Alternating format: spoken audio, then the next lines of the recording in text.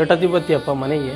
ನಾನು ಹೋಗ್ತಿರೋದು ಯಾವನೋ ಕಾಲ್ ಕೆಳಗಡೆ ಕೆಲಸ ಮಾಡಕ್ಕೆ, ಕಾಲ್ ಮೇಲೆ ಕಾಲ್ ಹಾಕೊಂಡು ಅಪ್ಪ ಮಾಡಿಟ್ಟಿರೋ ಬಿಸ್ನೆಸ್ ನೋಡ್ಕೊಳಕಲ್ಲ. ಇಷ್ಟೊತ್ತಿಗೆ ಬತ್ತೀನಂತ ನನಗೆ ಗೊತ್ತಿರಲ್ಲ. ಪಾಪ ಅಮ್ಮನೂ ಇಲ್ಲ, ಅವ್ರಿಗೆ ನನ್ನ ಬಿಟ್ರೆ ಯಾರಿದ್ದಾರೆ? ಮನೇಲಿ ಬೇಜಾರ ಅನ್ಸುತ್ತೆ, ಅದಕ್ಕೆ ಕೇಳಿರ್ತಾರೆ. ಅಪ್ಪ ಇವತ್ತು ಬೇಗ ಬರ್ತೀನಪ್ಪ ಮನೆಗೆ, ಸಂಜೆ ಪಾರ್ಕಿಗೆ ಹೋಗೋಣ ಜೊತೆಗೆ. ಏನ್ ಮಾಡ್ತಾ ಇದೀಯಪ್ಪ?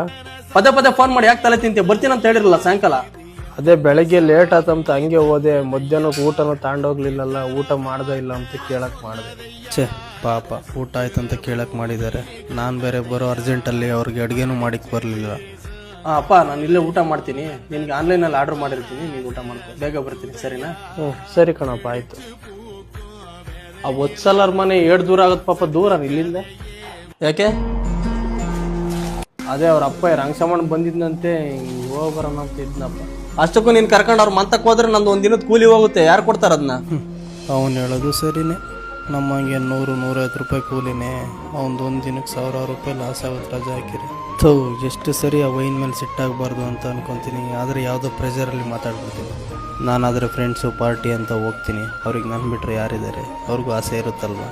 ಅಪ್ಪ ನಂದು ಹೆಂಗಿದ್ರು ಒಂದು ಆಫ್ ಇತ್ತು, ನಾಳೆ ರಜಾ ಹಾಕ್ತೀನಿ, ಇಬ್ರು ಒಟ್ಟಿಗೆ ಹೋಗೋಣ ಸರಿನಾ ಅವ್ರ ಮನೆಗೆ? ಆಯ್ತಾ?